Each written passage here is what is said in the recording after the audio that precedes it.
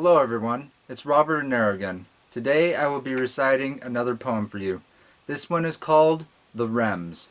This is the fourth out of a 5-poem series about how to be an adventurer. In this poem, our adventurer has been transported to a world with the Yggdrasil tree, where many crazy and unbelievable events unfold. Without further ado, here is The Rems.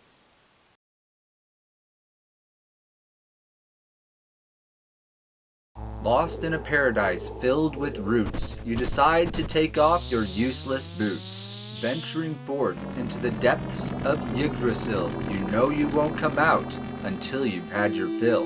The wonders you see inside boggle your mind. Deer with antlers with shapes of all kind. One forms an old Victorian house, another an exquisite blouse. The mice you see are the color of a kiwi, with long hair on their backs that flows like seaweed. No, best not to describe such an image. As you retch, you see an after image. Reacting fast, you drop down low, performing your patented drop to the flow. A gleaming spear whizzes past, piercing right where your head was last. Covered in sweat that makes you cold, you raise your head, though you don't feel bold. Standing on a largish root, leaning at an angle, one hand gripping a root above, tight enough to strangle, stands the most beautiful woman you've seen. Unconsciously, you start to preen. This Amazonian goddess before your eyes, with short-cropped hair, or reaching for the skies. "Leave this forest at once, invader," she says to you like you're a traitor. "I'm sorry, but have we met before?" You call out, you're feeling sore. "Don't pretend you're not. Oh, you're not that traitor, but you look like Scott. To apologize for my rudeness, I invite you home," she said to you, her change of mood enough to make you foam. But glad to be alive and wary of the dangers, in this forest she calls home to you. Everyone are strangers.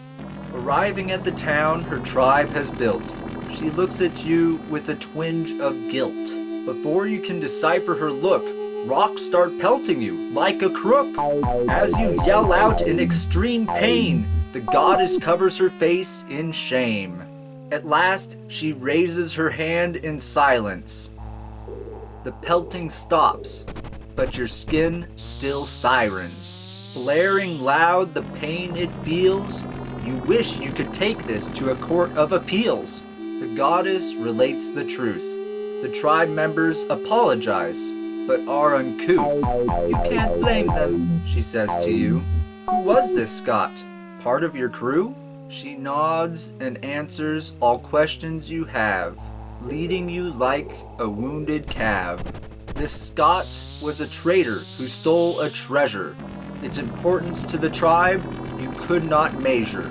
The tribe was one you long thought dead. The Rems, the ancient sleep cycle tribe, once widespread.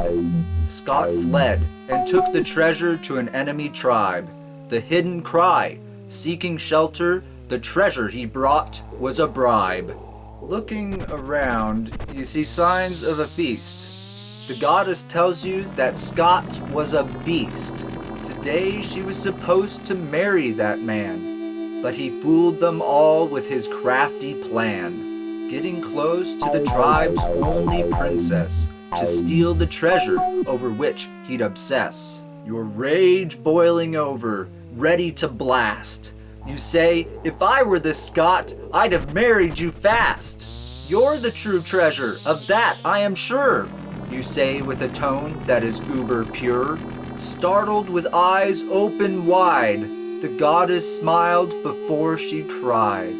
Right on your shoulder, drenching your shirt. But you didn't mind and continued to flirt. "Thank you for your sincere words," the goddess cried out, startling some birds.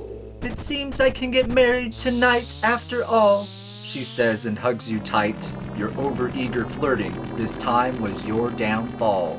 Things happened fast, and before you knew it, You're garbed in ceremonial gear, standing in a pit. The goddess by your side with her enchanting smile. No need for marriage vows, instead it's like a trial. The relatives of the goddess declare in passionate voice a myriad of ways to kill you, but at least you can rejoice. A path to life is given only if you treat her right. The goddess next to you cheers in girlish delight. She takes you to her room to consummate the night. Sitting on her bed with a vacant expression, you hear a dreadful sound that gives you a fright. The sound stuck in your craw. You turned around and saw the goddess, mouth open wide. Out of her mouth came a tongue, like a long red slide. Unfolding like a fruit roll-up, you think to yourself, this is crazy, yup. No wonder Scott left her. I would too, if I weren't afraid of her relatives who would turn me into goo. Holding down your urge to scream, the goddess of horror's eyes seemed to gleam. Her tongue shot out and wrapped you up. You think to yourself, this is crazy, yup. She lifts you up with tongue extended and sets you on her bed where you expect your life to be ended. Instead, she lays down next to you and pulls the covers up, then embraces you from behind. You fear there was a mix-up. How did things turn out this way? You struggle to think as your awareness fades away. You do not dream, but wake on up. Next to you, the goddess of leeches opens her eyes up. She smiles at you, but you cringe away. A sad expression adorns her face as she asks for you to stay. She recoils her tongue back in her mouth. You think that things sure have gone south. Instead of escaping when you could last night, you're stuck here with the goddess of blight. You back away as far as you can and say, divulge to me your evil plan! With a sad smile, the goddess of evil apologizes for causing your heart upheaval. She goes on to explain that her tribe, the Rems, are an ancient race that subscribe to the meditative healing path of the brain to calm its wrath. So gifted them by ancient gods were miracle tongues. What were the odds? Now leaning towards a neutral goddess, you watch as she puts her hand on her bodice and says to you, my tongue can free you from the REM cycle and clean your brain from toxins which then recycle in my tongue to fuel its powers. Tell me, do you enjoy tongue showers? Honestly, unsure at this point, you open your mouth, ready to disappoint. But seeing her expectant gaze, knowing how she cared for you, your heart begins to blaze. You say, truthfully, I was startled at first, and I thought that I was cursed.